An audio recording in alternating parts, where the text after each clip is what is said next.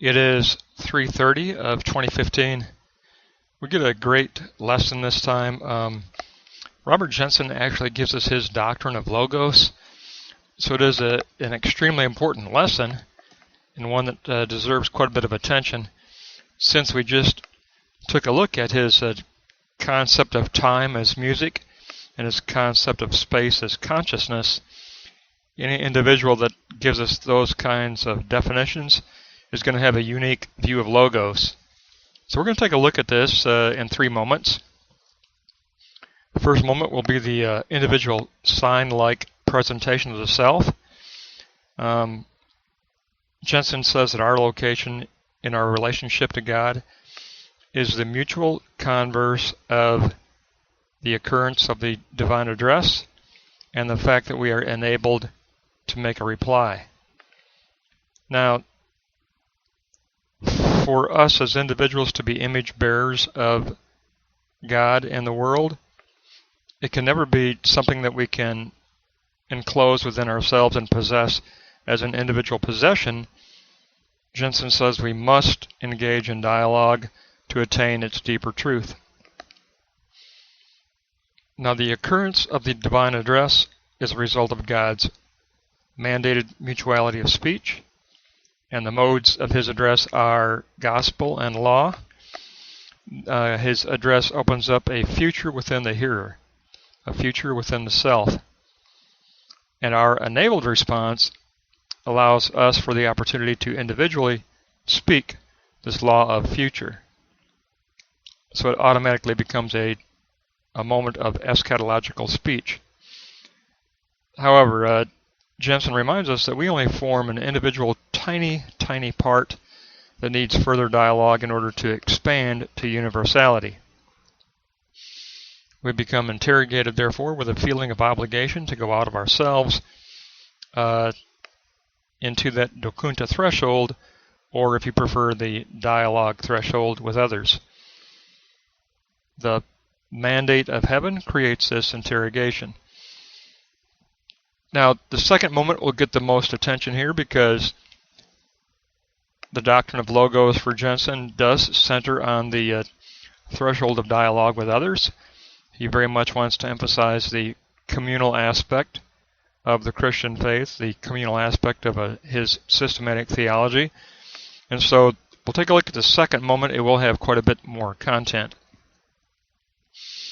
The Kunta threshold of reciprocal dialogue is the initial moment of the universal divine address. So the individual divine address becomes universal in this moment. And that's because humanity is truly created as relational. Our enabled response is the moment, within this moment, as the foundationally corporate response. We work on a foundationally corporate response here. Our response is always language and gesture, or more precisely, audible language signs and visible gesture signs. It does include the posited universal third, which will consist of a shared universal consciousness as that which we strive to achieve in our dialogue with one another. So we engage in this dialogue to reach some sense of universality. And this becomes, for us, the universal sign model as an object that we kind of hold between us in our dialogue with others. Each individual brings to this threshold of dialogue his own proto-sign-like ensemble of self-presentation, but each self desires their proto-signs of self-presentation to reach a universality beyond their individuality. That's why we're here at this moment of dialogue. To do this, a self must take up a frenetic stance of sacrifice, meaning a self-surrender to another. You can't go into it with an attitude of possession and feel like you're going to achieve universality. It won't happen. You must take up the frenetic stance of sacrifice. Worship is the concept that Robert Jenson has given to this visible model of universality, that we will communally form beyond ourselves. It does have a critique. The critique of this communal visibility of a sign model is the divine speech act of gospel, meaning the resurrection of the crucified one, as a narrative. Therefore, we are forming our universal sign model in the midst of the divine narrative of gospel. There is an additional critique for Jenson. This dialogue only requires two individuals, the self and one other, as a minimum, and the posited third party of the universal consciousness toward which we seek to achieve. But it will also become a contribution to the ongoing antiphony, and we will define this antiphony, the ongoing antiphony of church narrative.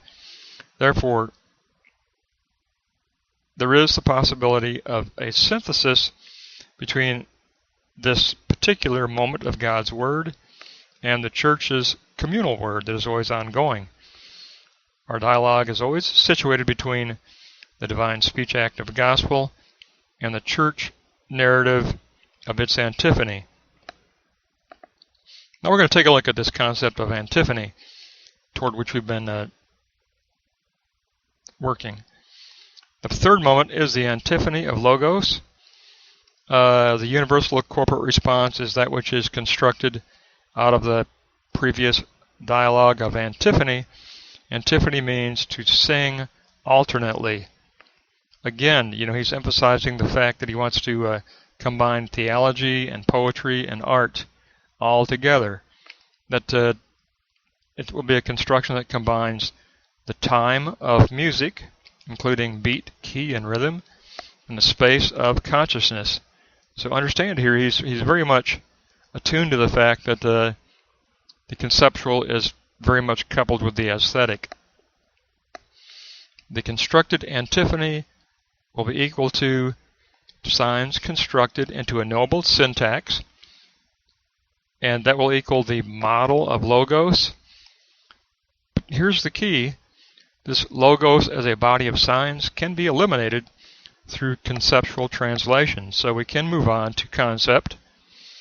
Because the signs are always audible, this means performing a translation from audible signification to visible conceptualization. So he does admit, of course, there is a possibility of moving on to a conceptual identity of logos, but he very much wants to emphasize the audible sign-like moment at the dialogue threshold.